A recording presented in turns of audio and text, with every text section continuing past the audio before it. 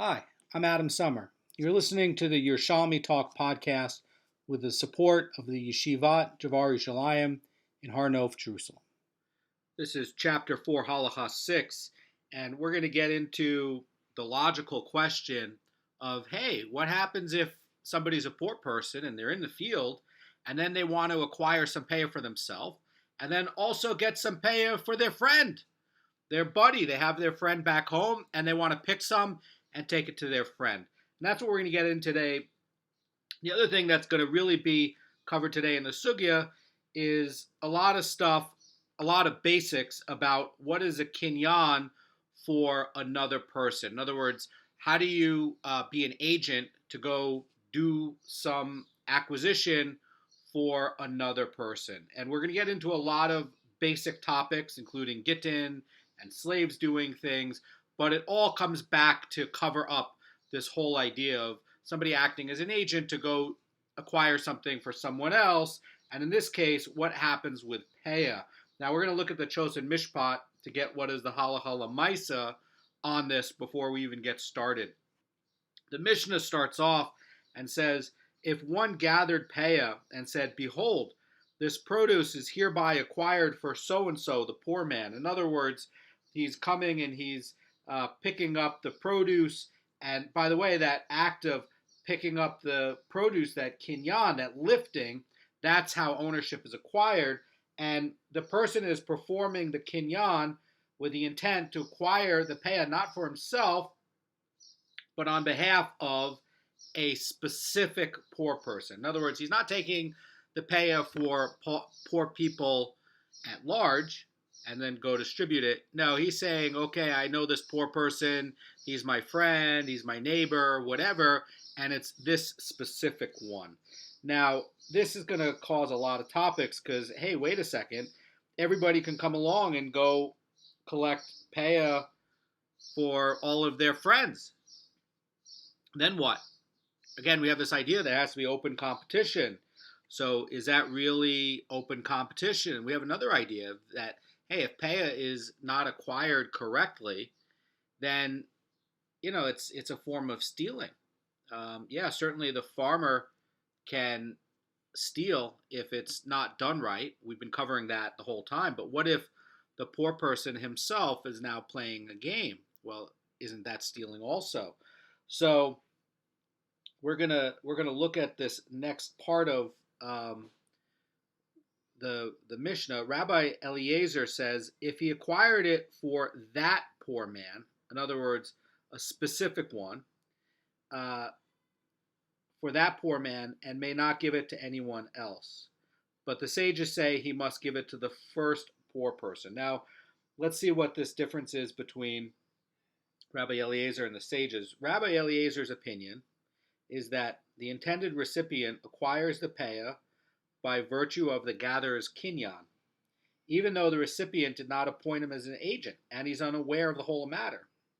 And this is in accordance with the rule of Zechiyah, which states that we may benefit a person even in his absence, and under this rule, one can act as a person's agent to effect a kinyan on his behalf without the person's prior knowledge or consent, as long as the proceeding is clearly beneficial to him. The beneficiary's consent to the agency is going to be assumed. So that's the view of Rabbi Eliezer. He's holding this idea of Zechiyah.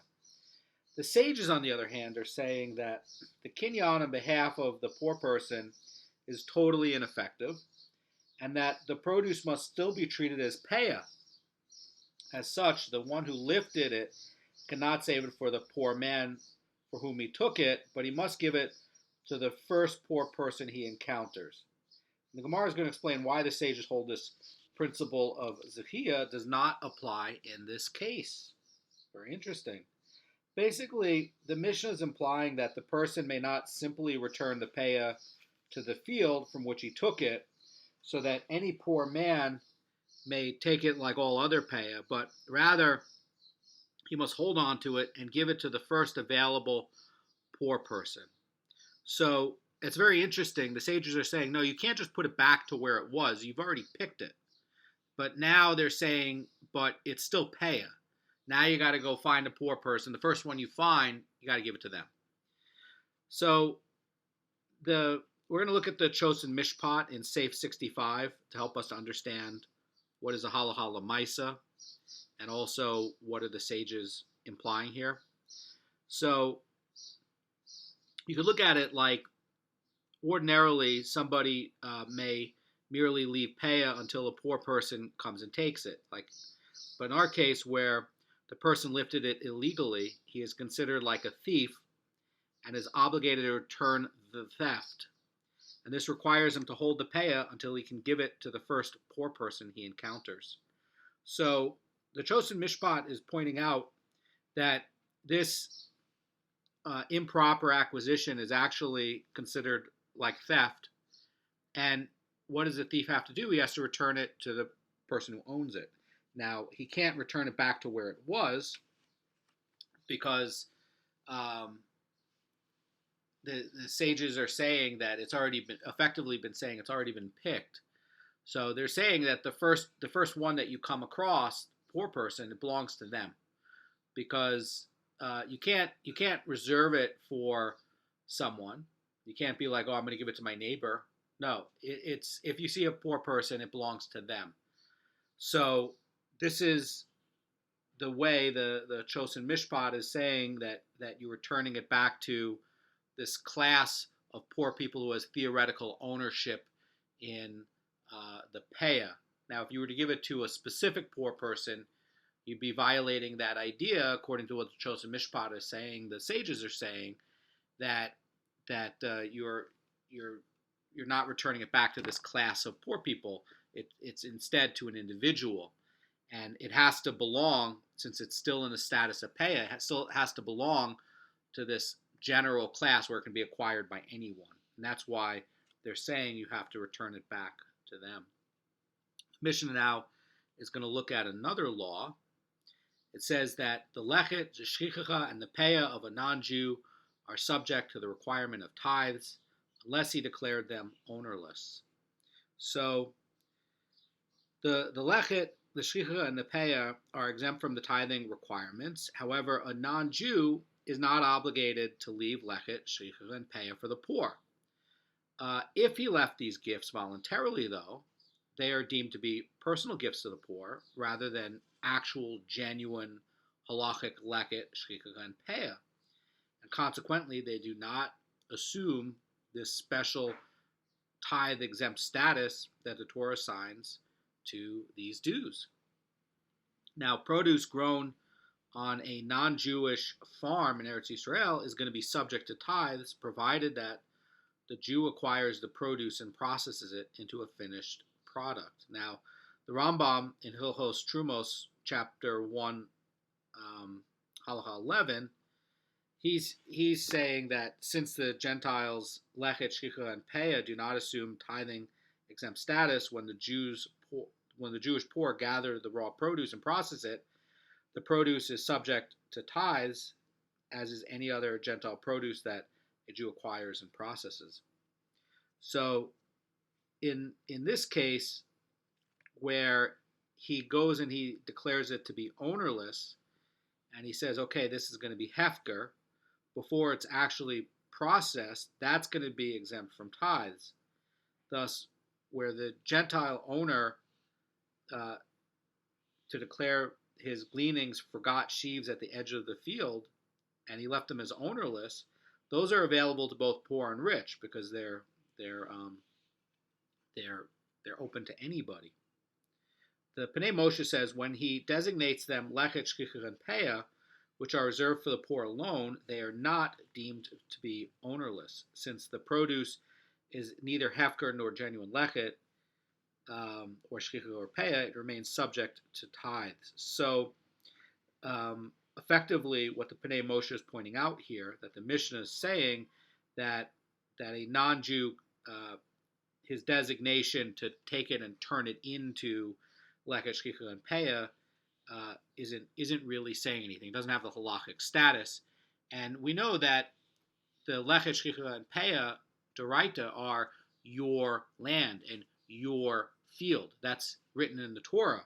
So for a non-Jew to do that, it's impossible. It's effectively what the Mishnah is pointing out, because the non-Jew isn't covered in that verse in the Torah. It's only for Jews to be able to designate that. So according to what this is saying, it doesn't have the halachic status of lekashkicha and peah. It's subject. It's subject to tithes. In other words, he didn't actually transform it into anything. We know that there's a lot of clauses and phrases in the Torah that the Hachamim interpret Doraita to be for Jews only. So, for instance, we know in Masechet Nedarim and also in Masechet Nazir that where it's talking about the Nazir, where it's saying that a Jewish person comes and declares himself a Nazir, that only a Jew can designate himself to be a Nazir, because it says, speak to the children of Israel in the verse talking about that. And everywhere it says that speak to the children of Israel in the Torah, it's only for Jews. And likewise here, that where it's saying your field and your harvest your grain in your field, that this is going to be for Jewish-owned grain and fields, so that the non-Jew can't actually make it into peah. Doesn't have the halachic status of peah. He didn't actually do it. It's just a gift to the poor, and it'll be subject to the tithes. And that's what the Mishnah is trying to point out. We're going to move to the Gemara. Gemara is going to analyze this dispute between Rabbi Eliezer and the sages regarding one who gathers peah for someone else. Rabbi Yeshua ben Levi said in the Sugya, Rabbi Eliezer and the sages disagree regarding a rich householder who collected peah on behalf of a poor person.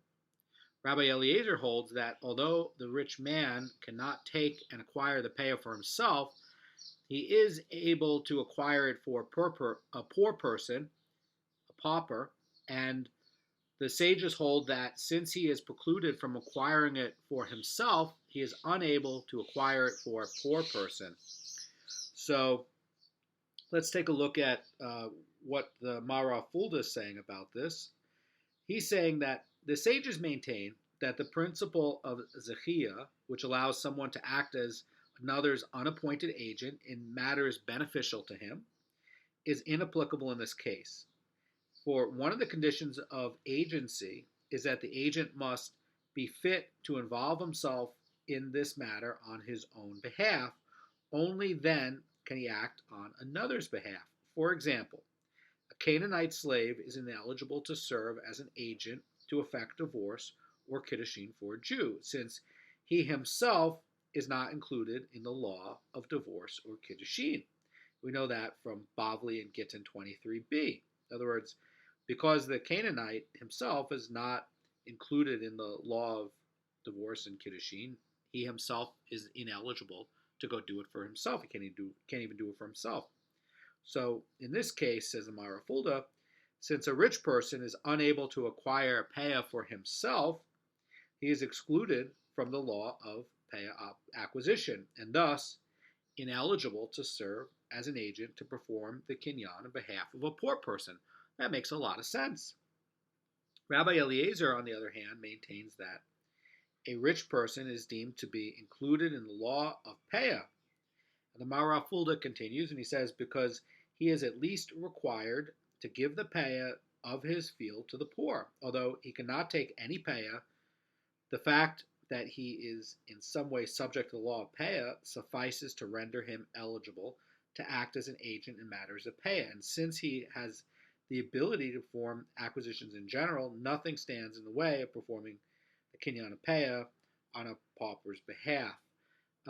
Keep in mind that Rabbi Eliezer was a student of Bet Shammai, and this is very much in the opinion of Bet Shammai. Bet Shammai holds that that you can designate as peah, and you can say that, okay, I'm leaving this for only poor people and not rich people, and according to Bet Shammai, that will be considered to be peah. So Bet Hillel comes along and says, no, you're not allowed to exclude a specific class. So the Torah already does exclude rich people from gathering Peah. But the difference is when there's a specific designation. Actually, I want to take that back. It would actually be the opposite. Bet Shammai would say that if this Hefker, the case is about Hefker, if this Hefker is going to be about for anybody except for rich people, then they would say that it's Hefker. And Bet Hillel would say, no, Hefker means it's open to everybody. You can't exclude anybody. In the case of Bet Shammai, as I had just mentioned, in the case of Bet Shammai saying that this Peah is only for the poor and not for the rich, Bet Hillel would agree with that because the Torah itself designates it that way. So they didn't actually say anything that would be disagreeing. In this case, Rabbi Eliezer is holding by the opinion of Bet Shammai, and he's basically saying that this Zechiyah, is actually going to be in line with the opinion of Bet Shammai, whereas the sages are actually going to be holding that that the principle of Zechiyah is not going to be applicable in this case, just like what Bet Hillel would be saying in the case of Hefker. In other words, you're saying, okay, well, I'm going to leave this Hefker as only for this one group, and that by definition is not the definition of Hefker, which is why it's invalid. And so you can see Rabbi Eliezer is basically arguing for Bet Shammai, and the sages here are arguing for Bet Hillel. So let's continue, and we're going to get into this thing about a poor person and if he's going to be fit to take Peah for himself. So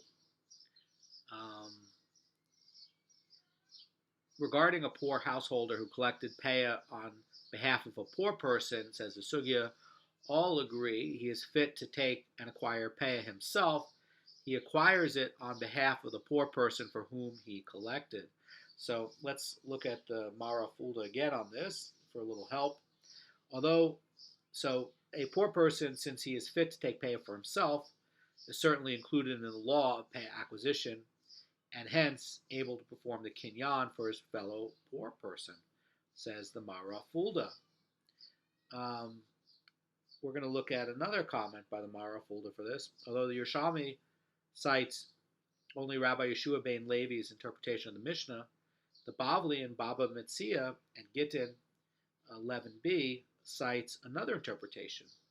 Over there, Rav Nachman and Rav Chizda maintain that the sages dispute Rabbi Eliezer even in regard to a poor householder, and hold that although he can collect Peah for himself, he cannot collect it on behalf of another poor person.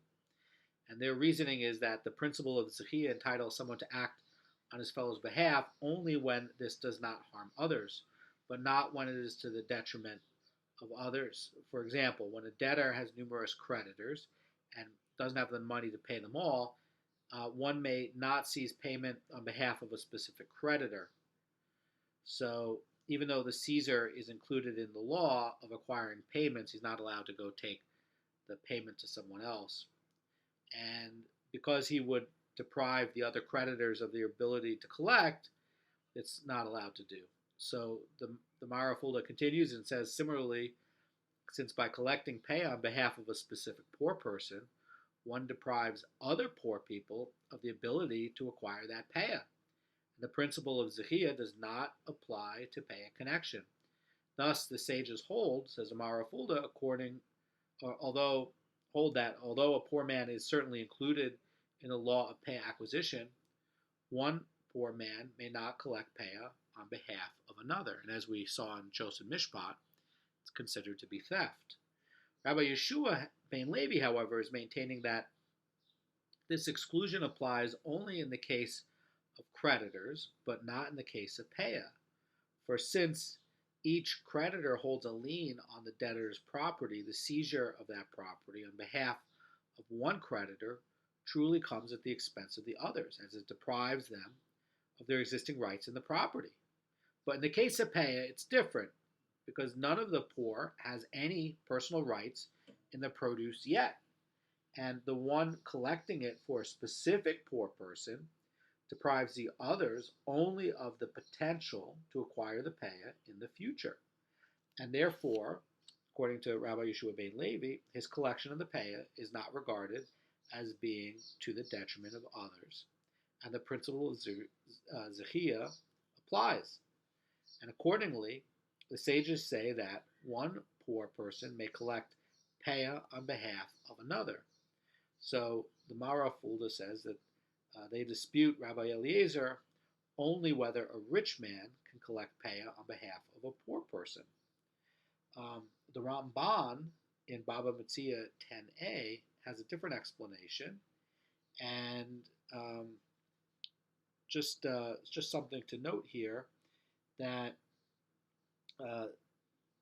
the Gemara is talking about a householder collecting Peah on behalf of a poor person, and the implication is that even the owner of the field is able to acquire on behalf of a poor person the Peah that he himself left there.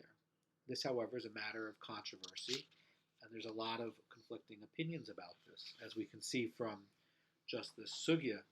I just want to point out that the Rashi in Baba Metzia 9b says that they can act as an agent for another poor person to acquire the Peah of his own field for that person, and maintains that since the landowner is precluded from acquiring this Peah for himself, he cannot act as an agent to acquire it on behalf of a poor person.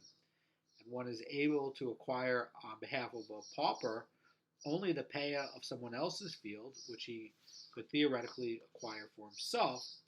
But the other Rishonim argue that the landowner can act as a pauper's agent in acquiring the Peah of his own field. So this is something that if you want to really get into it, it looks like there's a lot of debate. I do want to point out that in the Ritva and in the Ron's commentary on this, that they're saying that that there's actually no disagreement between the Bavli and Yerushalmi at all. And here's how they're arranging it. Here's how they're interpreting it.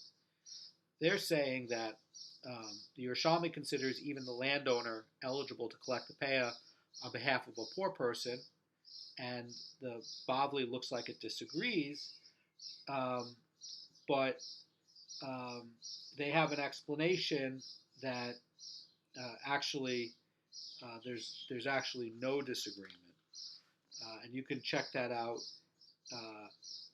in Zerayim 2, Saif 3, and also in the Ritva's commentary. So the Gemara is going to continue, and we're going to keep talking about Zechiyah.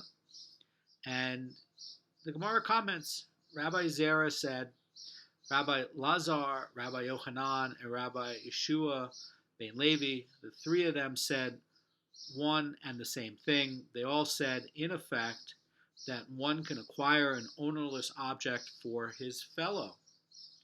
So let's look at Rabbi Kanievsky's commentary on this in his Biurim, his shiurim on Biur, and he's saying that each of these Amorim maintains that the rule of Zechiyah enables a person to act as another's undesignated agent and acquire for him ownerless property such as Peah or a lost article, as long as the one doing the kinyan has the capacity to acquire this type of article for himself. In other words, he is a poor person collecting Peah on behalf of another poor person. So this is the dispute, right? So how can you have a rich person who's not allowed to collect Peah go and collect Peah? Can't collect Peah, not for himself, and the sages are saying not for someone else either. Rabbi Eliezer is saying that the rich person is allowed to collect Peah for someone else. So this is really going to be the dispute. So as we were looking at before with the Bavli, with Rabbi Nachman and Rav Chizda, they're holding that according to the sages of this Mishnah, one cannot acquire an ownerless article such as Peah for his fellow because he is depriving the others of the ability to acquire the article. And each of the Amorim listed is going to reject that view. So the Gemara is going to elaborate, beginning with the opinion of Rabbi Elazar. Rabbi Elazar espouses this view. For Rabbi Zera said in the name of Rabbi Elazar, a person can acquire a lost article for his fellow. So the Mara Fulda explains that if one finds an article in the street and lifts it with the intent to acquire it for someone else, that person immediately acquires the article by virtue of the finder's kinyan on his behalf. Rabbi Elazar is maintaining that the finder is not deemed to be acting to the detriment of others who might have acquired that article, since they have no inherent rights on the article as of yet. That's also, by the way, the Ramban's commentary in the Bavli about the same topic. So the Gemara is going to continue and is going to explain where Rabbi Yochanan talks about this. And the sugya reads, Rabbi Yochanan expounds this view, for we learn there in a Mishnah, over there, he's referring to Baba Metzia, chapter 1, Halacha 5, and that's going to correspond to page 12a in the Bavli. So he's saying that we learned there in a Mishnah, an article found by one's minor son or daughter, or by his Canaanite slave or maidservant, an article found by one's wife, these belong to him. An article found by one's adult son or daughter, or by his Hebrew slave or manservant, and an article found by one's wife whom he divorced, although has not yet paid her ketubah, these belong to them. So Rabbi Yochanan is pointing out from the Mishnah these two categories where in some cases they belong to the man of the house, and in other cases where they acquire it, it does not belong to the person, the man in the house, it belongs to the person who actually took it. Let me read that again. It says that this is in the case of belonging to the householder. It says, an article found by one's minor son or daughter, his Canaanite slave or maidservant, and an article found by one's wife, these belong to him. Now, on the other side of it belonging to the individual, an article found by the adult son or daughter, his Hebrew slave or maidservant, an article found by his wife who he divorced, although he's not yet paid the ketubah, these belong to them. So we know that one's adult children are qualified under biblical law to affect a kinyan of an ownerless article. Therefore, their fine belongs to them, unless they specifically intended to affect the kinyan on behalf of the father. The Hebrew slaves and the maidservants are not the personal property of their masters, so they're able to acquire the articles for themselves, and a divorced woman whose ketubah has not yet been paid remains entitled to support for her husband until he pays the ketubah in full. Nevertheless, since there is no longer any concern for marital discord, the rabbinical enactment entitled her to her fines is inapplicable. So, the rabbinical enactment entitling him to her funds is inapplicable. So, she gets to keep what she found. The sugya continues, says, Rabbi Yochanan says, the rule that articles found by one's adult children belong to them applies only when they are not financially subordinate to their father. In other words, they do not eat at the table, but they're self-sufficient. And the sugya continues, but if they were financially subordinate to their father, in other words, eating at their table, their findings belong to him. Now, I just want to get into the Maros Fulda, his point on this, and he's saying that the reason is that although the adult children have the capacity to acquire property for themselves, when they are financially subordinate to their father, it is presumed that they intend to acquire for him any article they find. Thus, we see that, according to Rabbi Yochanan, one can acquire an ownerless article for his fellow. want to look at the Vilna Gaon's commentary on this. And here's what the Vilna Gaon says. He's saying that the Mishnah's initial ruling that articles found by one's minor children or the Canaanite slaves and his wife belong to him do not prove this point. For, as explained, one acquires the fines of his minor children and his wife by dint of special rabbinical decrees, and one acquires the fines of his Canaanite slaves because they are his personal property. The point emerges only from Rabbi Yochanan's ruling that the fine of an adult child who is supported by his father belongs to the father, because this is based on the reasoning that when he lifts it with the intent, to acquire it for his father, says the Vilna Gaon. So let's move on. The Gemara is going to conclude with the explanation of Rabbi Yeshua ben Levi, where he states that one can acquire an ownerless article for his fellow. Rabbi Yeshua ben Levi espouses the view for Rabbi Yeshua ben Levi said, Rabbi Eliezer and the sages disagree regarding a rich householder who collected Peah on behalf of a poor person, but regarding a poor householder who collected Peah on behalf of a poor person, all agree that since he is fit to take and acquire Peah himself, he acquires it on behalf of the poor person for whom he collected it. Thus we see that according to Rabbi Yeshua ben Levi, one can acquire an odorless article for his fellow. So the Vilna Gaon points out that since we see that a poor person can acquire Peah on behalf of another poor person and is not disqualified on account of acting to the detriment of others, it follows that for the same reason anyone can acquire a lost object on behalf of his fellow. In other words, the finder is not deemed to be acting to the detriment of others since they have no inherent rights to the article. The Gemara is going to cite a conflicting opinion. The words of Rabbi Shimon ben Lakish state in effect that a person cannot acquire a lost article for his fellow. For it was taught in a brisa, one who hires a worker to perform any labor of the employer's choosing, and during his term of employment, the worker finds an ownerless object, his fines belong to the employer.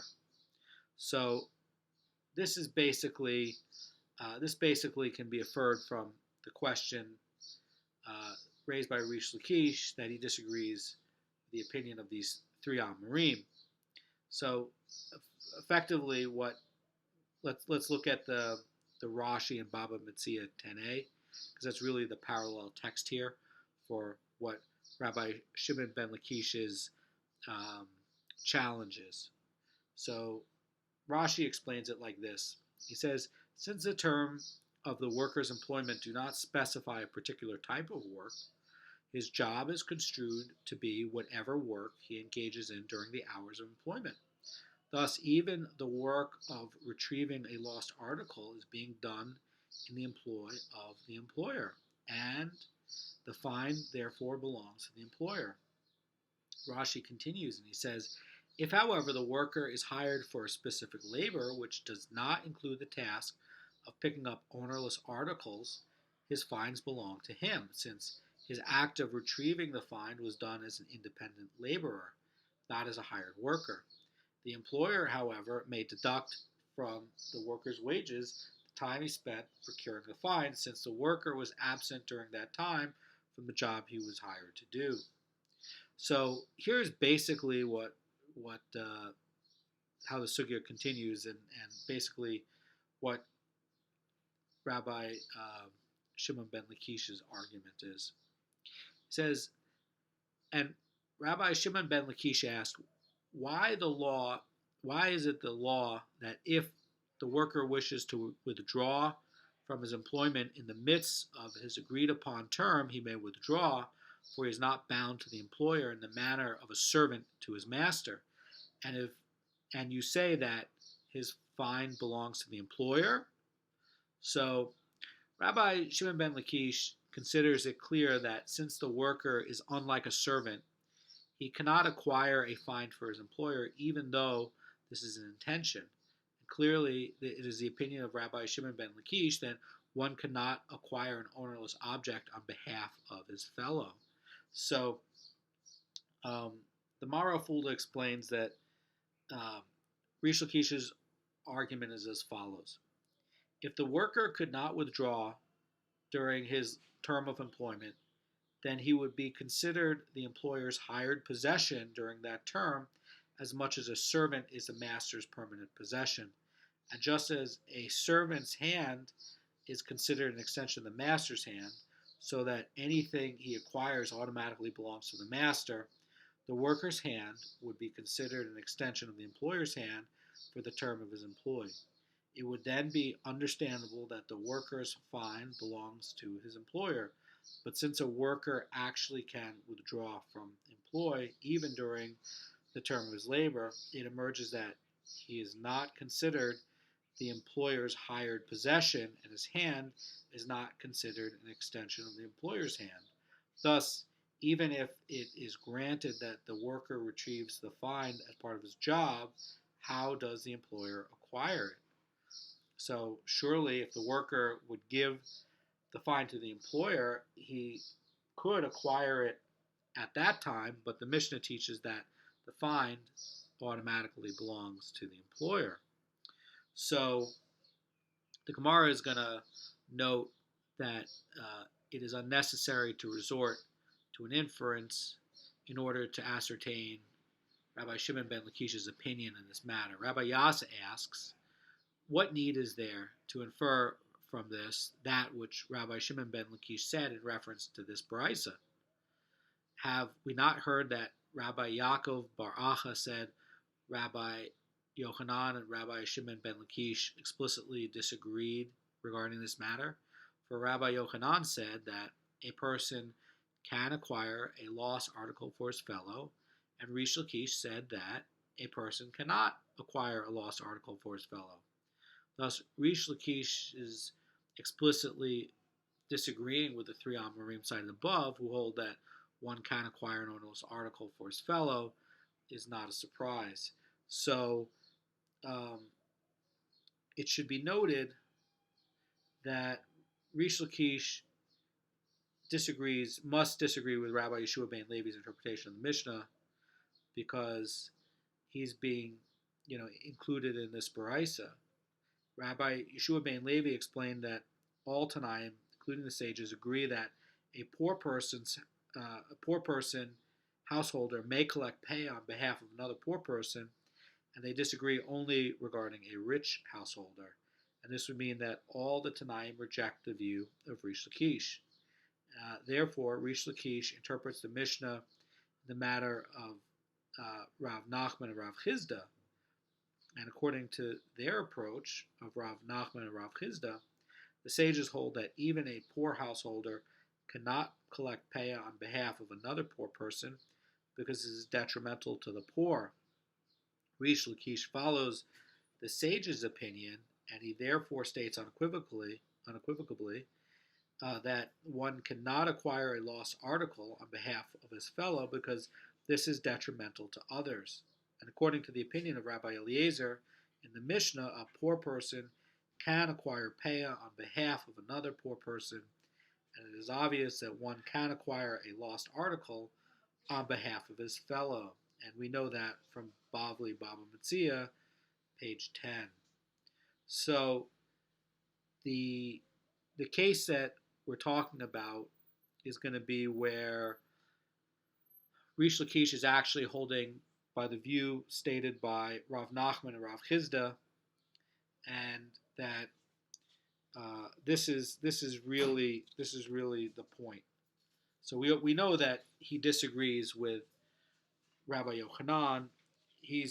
And it looks like, oh, wait a second, he could be disagreeing with all of the Tanaim, but actually that's not the case. He's actually holding to the opinion of Rav Nachman, Rav Chizda, and basically their approach is that the sages hold that even a poor person cannot collect Peah on behalf of another poor person because it's detrimental. So the connection with the Mishnah's discussion about one person acquiring Peah for another it's going to shift, and it's going to discuss the criterion about serving as an agent to perform the act of kinyan on behalf of another. Rabbi Redifa said, Rabbi Yonah and Rabbi Yosei disagree regarding the criteria of agency for performing acquisitions. One of them said one who is fit to take and acquire something for himself can serve as an agent to acquire it on behalf of another. An example of that, by the way, would be a poor person who's fit to take Peah can serve as an agent to acquire Peah on behalf of another poor person. Also, a Kohen who's fit to take Truma from an Israelite farmer can serve as an agent to acquire Truma on behalf of another Kohen. Since a person is capable of performing the acquisition for himself, he is fit as another's agent in this matter.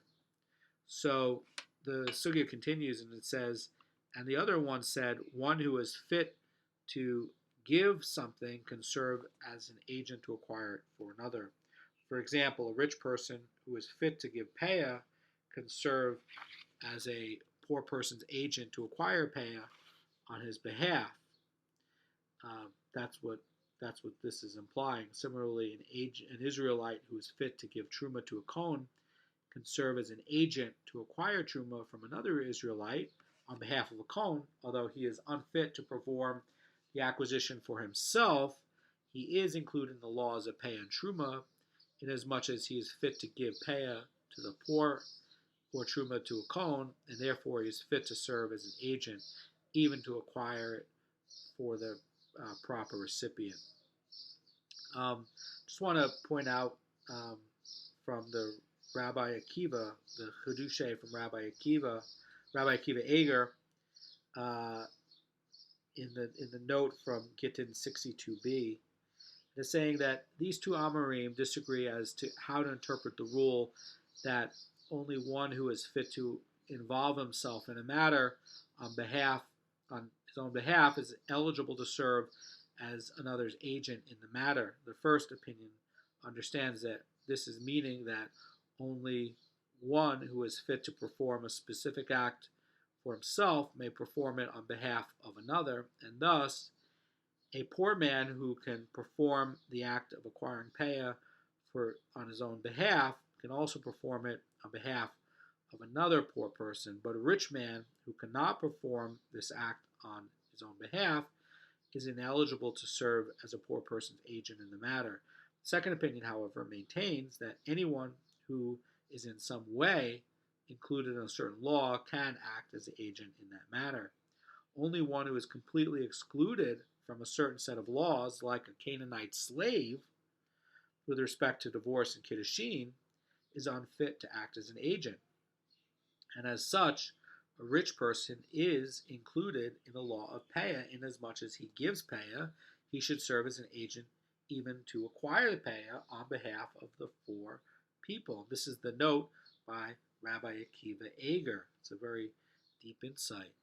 So the Gemara is going to talk about this dispute a little bit more. It's going to say the one who said that one who is fit to give something can serve as an agent to acquire it on behalf of another holds that certainly one who is fit to take and acquire something for himself can serve as an agent to acquire it on behalf of another. So because he is not merely included in the law at hand in some extraneous fashion, but actually able to perform this very act of acquisition for himself. The sugya reads, but as for the one who said that one who is fit to take and acquire something for himself can serve as an agent to acquire it on behalf of another, he holds that that only this one is fit. But one who is fit merely to give something is not able to serve as an agent to acquire it on behalf of someone else. In other words, he maintains that only one who is able of performing that very acquisition for himself can perform it as an agent for someone else. And one who is merely included in the law in some other way cannot actually perform this act for himself and is unfit to do it on the other person's behalf. According to this view, a poor person can acquire Peah on behalf of another poor person, but a wealthy person cannot acquire it on behalf of a poor person. This fits with the view of the sages in the Mishnah interpreted above by Rabbi Yeshua ben Levi. Rabbi Eliezer rules more leniently that even a rich person may acquire Peah on behalf of a poor person, but the halacha follows the sages. So this is an interesting case. It looks like Rabbi Eliezer is actually more strict, but it turns out that Rabbi Eliezer and Bet Shammai have a leniency with this, and that their leniency is that even a rich person may acquire Peah on behalf of a poor person. That's not the halacha. So it's interesting that is not the halacha, because they were the ones who it looked like they were more strict, but it's actually turns out to be a leniency. That's a really big hiddush. It's really deep. We're going to continue on this tomorrow, and we're going to get into a deeper question about the land of Israel, and we're going to get into more of this topic of acquisition and what happens when people are trying to acquire things on other people's behalf. Anyway, I just wanted to share this with you, and it's really important to study the finer points of halacha every day. Have a great day.